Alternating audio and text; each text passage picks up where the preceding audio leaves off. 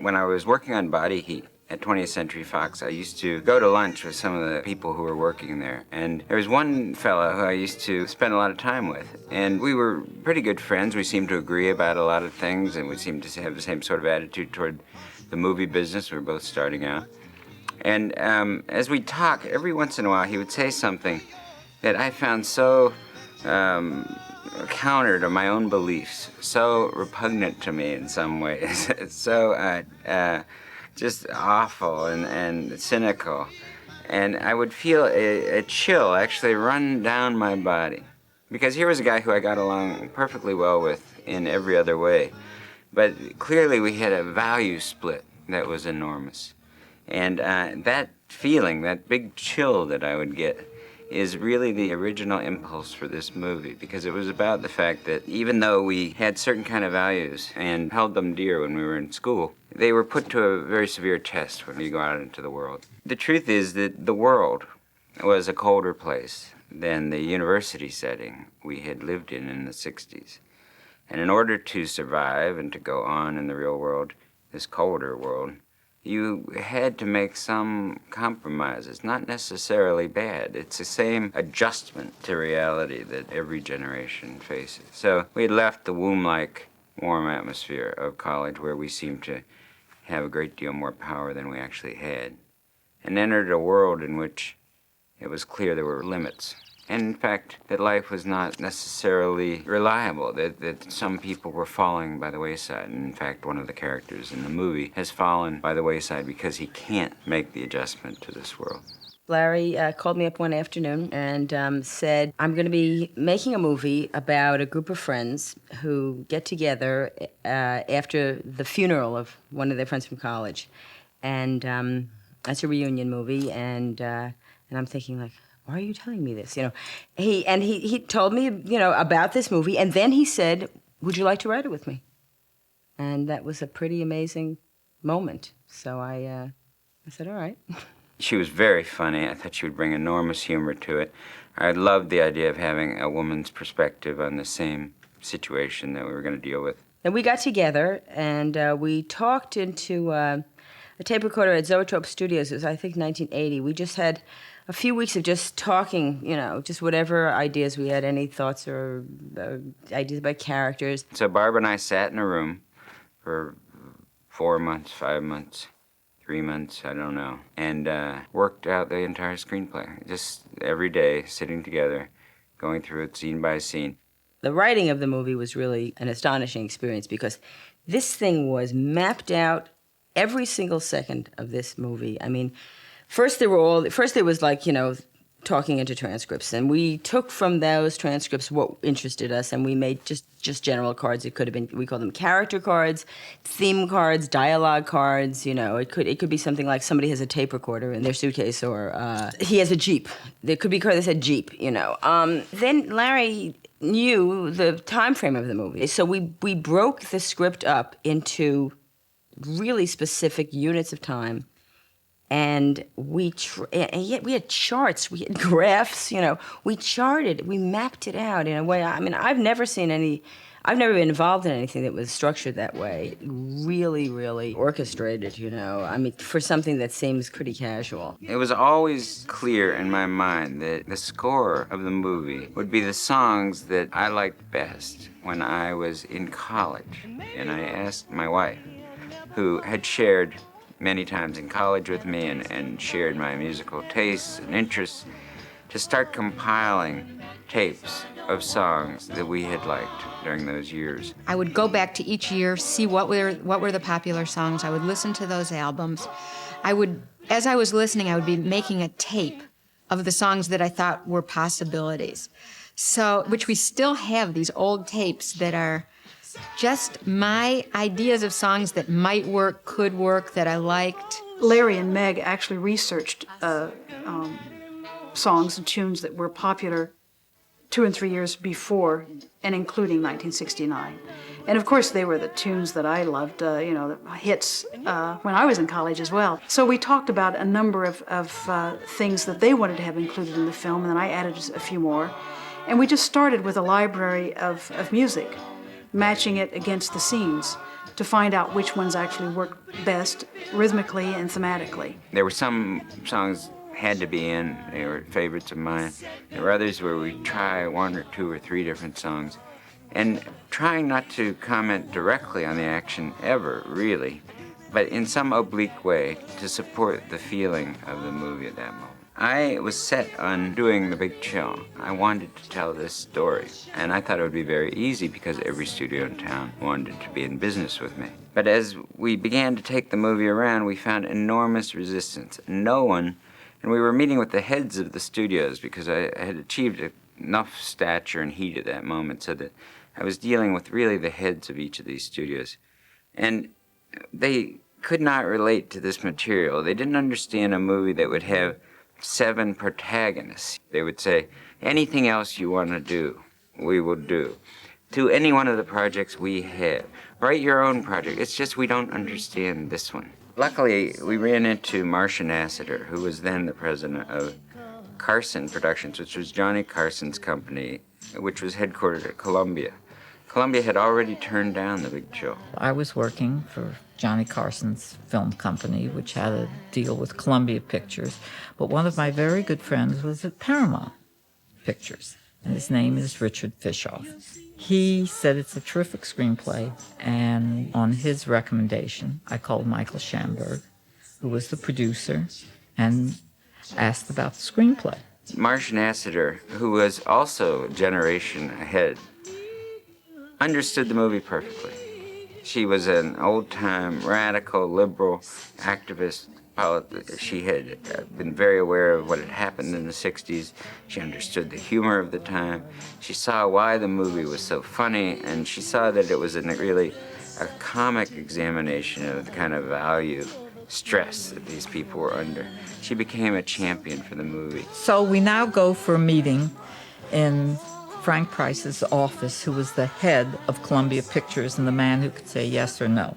I said, truly with a tear-streaked face, I said I would hope that he would have a leap of faith. We call it Leap of Faith Productions, and that they would make this movie. And very reluctantly, and with a lot of twisting and turning and pressure, and they agreed to do it. They did not want to do it. Part of the reason I had wanted to become a movie director is, at one time I wanted to be an actor, and I loved to act, and I wasn't very good at it, and I decided to concentrate on writing and directing. Kevin, you're going to come back and high-five her, right?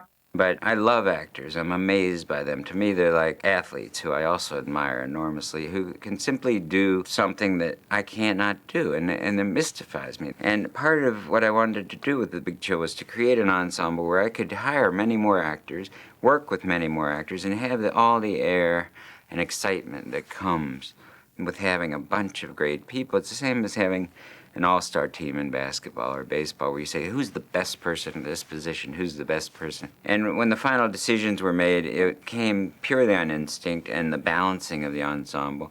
And I think I could have put together 5 or 6 different ensembles that would have been equally good. Bill and I had made Body Heat together. I had seen him only in Altered States before Body Heat, but working with him on Body Heat had been a good experience. When you see a script as good as that one, there's no role you don't want to play. When Larry and I were working on Body Heat, he was thinking about another film at that time, and we sometimes chatted about that idea. And it wasn't so much we were talking about Big Chill, because Big Chill wasn't written yet. But we were talking about an idea, a number of ideas which embodied our beliefs. And I think out of those conversations, I like to think it helped him develop that wonderful script. Jeff Goldblum I had almost used in Body Heat, in the part that Ted Danson played. I had always been fascinated by him and thought he would be fabulous as Michael.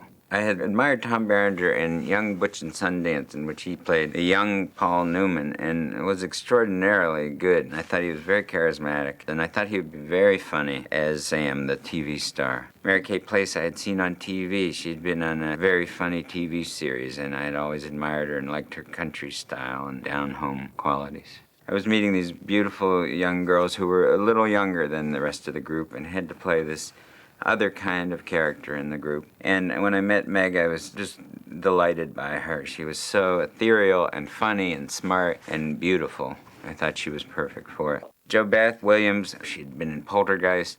I thought she was delightful, funny. She'd had a really funny turn in Kramer versus Kramer. And I was very struck by her. She runs naked down the hall, and she's very funny about it. I found out later that Larry Kasdan had actually written the role that I played with me in mind, because he had seen me, I guess, in Poltergeist, and was wanted me to play her. And I really wanted to play a different part. I wanted to play the part that Mary Kay played, the lawyer who wanted to have a baby and felt her clock ticking and all that, because it was something I could really relate to. And Larry said, no, Jo Beth, no, I really want you to play this part. I've written it with you in mind and everything, and so he cast me. Glenn had already been in The World According to Garp and had played a much older woman. I was shocked when I met her. She was so effective in Garp. I had no idea that she was actually my age, and I was delighted to find that she fit right into this generation. Well, I wanted, of course, to play the Mary Kay Place part. I remember saying to him, I guess you want me for the Sarah Cooper part, right? But kind of the mothering, nurturing one, which was kind of the image that I had projected in Garp. I had met Kevin Kline when I was casting Body Heat. He had already done Pirates of Penzance and had just shot Sophie's Choice. I met Larry on Body Heat, and I just liked him right away. I felt very comfortable with him, and he seemed like this guy, you know, not like a director per se, not like, there was nothing showbiz about him. And then this happened to get on The Big Chill. I read for 3 different parts. I read for Harold and for Jeff Goldblum's part and for Tom Berenger's part, what was to have become their parts. He hadn't really offered me this part, but it was pretty strongly suggested to read the part of Harold. And I kept saying, but you know, the part of the actor or the journalist, those are funnier. These guys are more wittily flawed, neurotic characters. And Harold seems kind of normal. I think Glenn and I were the only ones who complained regularly to Larry. Glenn and I both felt like we're the mommy and daddy, we're Ozzie and Harriet, we're just so homey and healthy and normal. But Larry kept saying, no, you're the glue, you're the glue. Everybody wanted to be in this movie, and that was what was exciting. The actors responded to it as being their story. They had all had one version or another of this kind of life. They had been through the same period the same way I had, and they wanted to be part of a movie that talked about it. I've done a lot of movies since The Big Chill, and I have never done a film where we had as much rehearsal time as we had on that film. One of the reasons was that the studio didn't want to pay for a longer shooting period because of the crew and everything, but they were willing to pay for a pretty lengthy rehearsal. I think it was 2.5, maybe 3 weeks. It's unheard of on a movie. We rehearsed for 2 weeks in Burbank in a blank room, the way you often do in a rehearsal studio. And then 2 weeks we spent in the location in Beaufort and partially in Atlanta, where we shot the flashback that wound up not being in the movie. We were in a think tank at it was Columbia Studios. They had no windows in it. We were in there all day long, just doing things. And by the end of the day, you were ready to get out of there. And we'd order lunch in. We wouldn't even go out for lunch. It was so exciting walking in the door in the morning. And viscerally, that's mostly what I remember. Once, walking through that door, I was going, we get to do this. We get to be actors. And there was a tape recorder in the middle of the table. We'd sit around in this rehearsal room. We would exchange parts. We would add, we would improvise. Larry did this really amazing thing. He had the script, and then he had a whole nother script that we rehearsed, we memorized, and we worked, which were scenes that took place in between the scenes that we were actually going to shoot. So everybody had the same reference point as to where we were coming from. When we were doing the flashback scenes, we went in the house, and we literally, in character, went for 2 or 3 days in character, creating these scenarios that had been alluded to in the script. Maybe there were hints or clues in the scripts about certain backstory. And for us, I think it forged a language, a communal language in our group. I mean, some of us had already known each other. A lot of us came from the stage. But Larry really, really, really wanted that kind of subliminal, effortless friendship and history. He said, I just demand, I can't tell you how fervently I demand that you all, and just, I don't know that I can demand it, but I hope, and I'll do everything I can, to have us all be and you all be kind to one another. You know, it was very important to him. And so he set up an atmosphere that was actively, aggressively humane and communal. There's something you can see that you can't even define. It's a comfort, a physical comfort with one another. There was a sense of history, even if it was only a 4-week history. We were all very comfortable with one another. We knew what each person's space was and how you can kind of nudge up against it or violate it or dance around it or whatever. Sometimes you can do that meeting the actor on the day. But I think for an ensemble film like that, it was a really brilliant idea to have us spend that 4 weeks together. It was very important to me that these actors who did not really know each other when we started start to have some relationship to each other that would make their friendship convincing. When we were scouting for somewhere for the Coopers' summer home to be, we went into South Carolina, into Beaufort, and I was very taken with Beaufort. When we got there, they said that the great Santini had shot there, which was a film I admired enormously. And we went to the great Santini house. The house is magnificent. The bones of the house are fantastic. And when I saw it with Ida Random, our designer, I said, this is the place. It has all the old connotations of Southern plantation-style living, and yet these young people have come in and decorated it in their own style and fashion. We had to decide, you know, how these people lived, what kind of furniture they bought, and I did a lot of collages of different boards of different rooms in the house, different colors, you know, and that's what I presented to Larry. Larry was the one that wanted it to be Art Deco, and I said that that was like too hard, really, in a way, or too stiff. So I called it softcore deco, is what I did. So we went back and forth with that, and we worked together all the time. I just kept coming up with different things until we finally settled on what we wanted it to look like. The making of The Big Chill was an extraordinary, fun, lively experience for everyone involved. It was inherent in shooting the entire picture in South Carolina and Atlanta that we would be separated not only from Hollywood, but from New York, where a lot of these people lived. And I thought it was terrific that they would have very little contact with their friends, with their lovers, with their agents, that they would be isolated with this new group of people. We all lived on these little islands sort of near Hilton Head, between Beaufort and Hilton Head. So you had to drive across long bridges to get to the islands where our condos were. We had a lot of trivia games and charades, poker, things like that.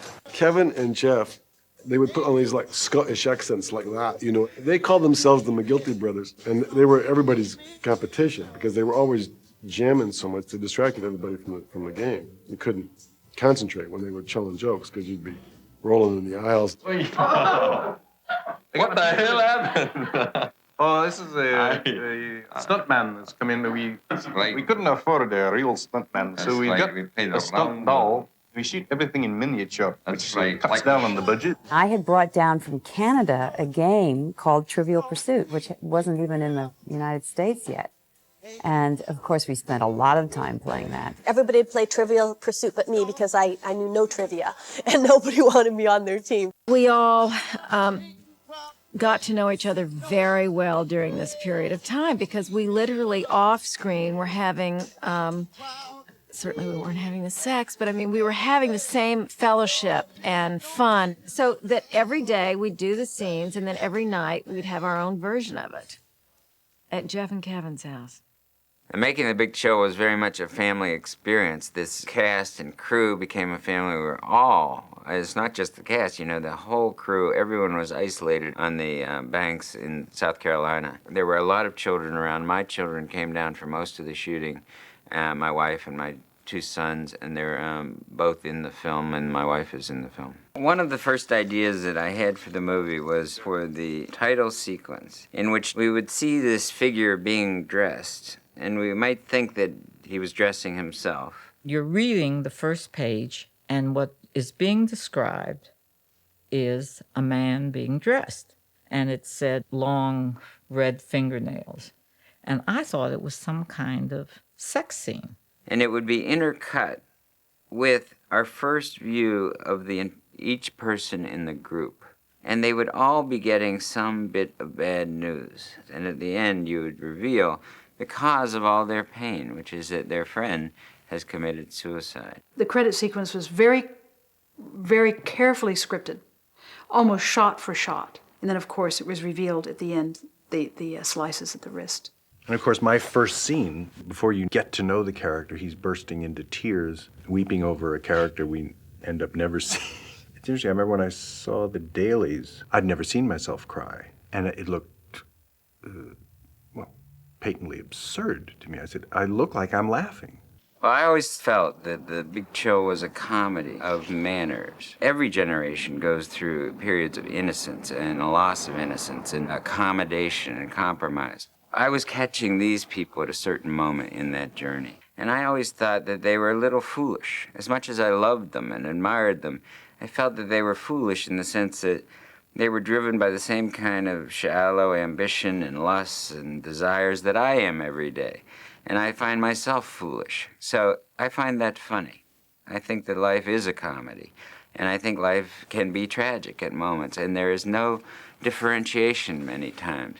One moment can be very sad, another moment sublimely absurd. It is an almost unheard of luxury to be able to shoot in continuity. The thing that makes it possible is when you have a simple location. And for the most part, the entire picture takes place at and around the house. Larry Kasdan wanted us all there all the time.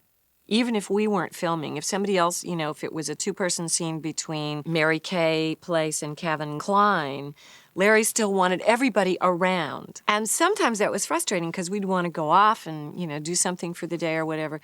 But his feeling was you never knew who might pop up in the background of this house. He might want to see my character, Karen, walk past the door while Mary Kay and Bill Hurt are having their talking scene. And I think that that's part of the reasons why the scenes were so alive, is because we were always considered equally alive all the time. And you didn't just fly in and do your scene. You were part of the play all the time. You were part of it, of the life. And we all came to enjoy being around anyway.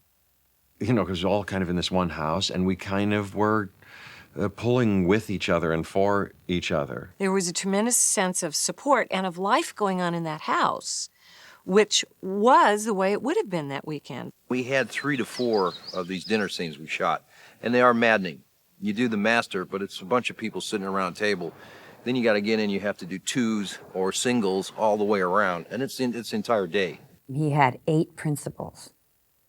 And some of those scenes where we all are sitting in a room and talking, each one of us had our close-up, so everybody had to, like, you know, sit around for everyone else's close-up. Since the whole movie is about people's reactions to what's being said, not necessarily what they're saying, but the other people's reaction, you had to cover everybody, and more than once, actually, just to keep up the visual variety, throughout the entire scene. And I found that quite daunting. It's a maddening thing for actors and the script girl and whatnot to remember exactly where you are in the scene.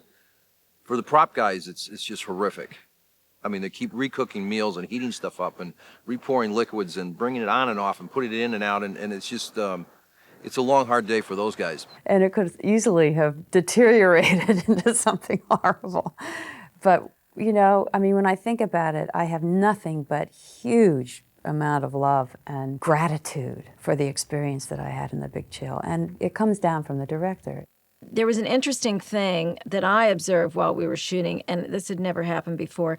Larry literally had a stopwatch. He had the script supervisor time the scenes, and he knew how long each scene should take to film. And if we did it slower than that, then he had us do another take because he had experienced having to cut scenes that mattered to him from an earlier film because the film was too long. And so he was very clear that we were to stay within that time frame and pick up the pace if we had done it in a slower, more languid version. So it was just fascinating to me. I had never worked like that, but I thought this is great because it kind of imposed this discipline on the scene. At the time, in the early 80s, video cameras were just coming into common use, where people would actually have them in their homes. That was a new thing. And the camera that is used in the film, you can see, is a big crude early edition of video. But it was wonderful that you could have instant television that you made yourself. Barbara and I thought it was appropriate that these people who are obsessively self-absorbed. I mean, what better forum and comic opportunity than for them to make these tapes that talk a little bit about themselves and where they're at and their feelings about the values of the world. It was interesting because some people's take on her, they'd call her an airhead or a bimbo, really hurt me because she was very smart. Some people grieve in different ways. It's a sense of removal, or all of a sudden something that's not appropriate that can strike you as very funny, because it's either that or burst into tears. See, a lot of the other people were projecting onto Alex all the qualities that they wanted him to have. And so I think sometimes listening to everybody, talking about him, it just didn't seem true to her. It was very ironic to me that in that one scene when we're all dancing in the kitchen, that I was the one who felt most insecure about dancing. And it was my bottom that he filmed. You know, it's like everyone else. Mary Kay Place is a fantastic dancer. She's a great swing dancer. She's, you know, and it was just, they, you know, he focused on me and I thought, oh my gosh. But, you know, you just had to kind of go with it. It was a difficult sequence to choreograph, just to give everybody something to do in the kitchen that made some kind of sense. But it's probably the most famous sequence in the movie. Parts like Sarah I find tremendously hard because they have to be just so simple and so truthful. And it's trusting those simple instincts. But that's taken me a long time to understand. So I learned a great deal. It was only my second movie. The love of her life was Alex. She was in love with her husband, but he was something different that touched her to somewhere deeper, a more dangerous place maybe. Larry came in one day and said, you know, what if she asks, you know, she wants to have a baby and she asks these guys if they will, you know, impregnate her. And I said, no, you know. So that was I really just didn't connect to it at all. But I did trust Larry. He'd done a lot of good work, and so we made it work. But the whole time I thought, boy, they're gonna, you know, I can't wait to see how this goes over. When we were writing it, I thought it was a terrific, dramatic idea. It did not seem terribly shocking to me, and maybe that's a generational thing.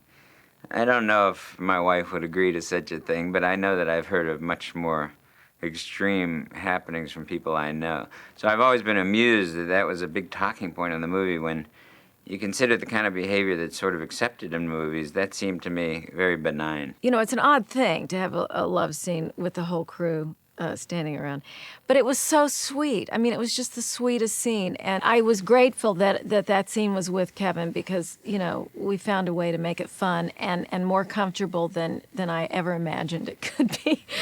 One of the first ideas for The Big Chill that I had was that the movie would end with a flashback to the same group in college on Thanksgiving Day. And you would see the life they had been talking about up till then in the movie.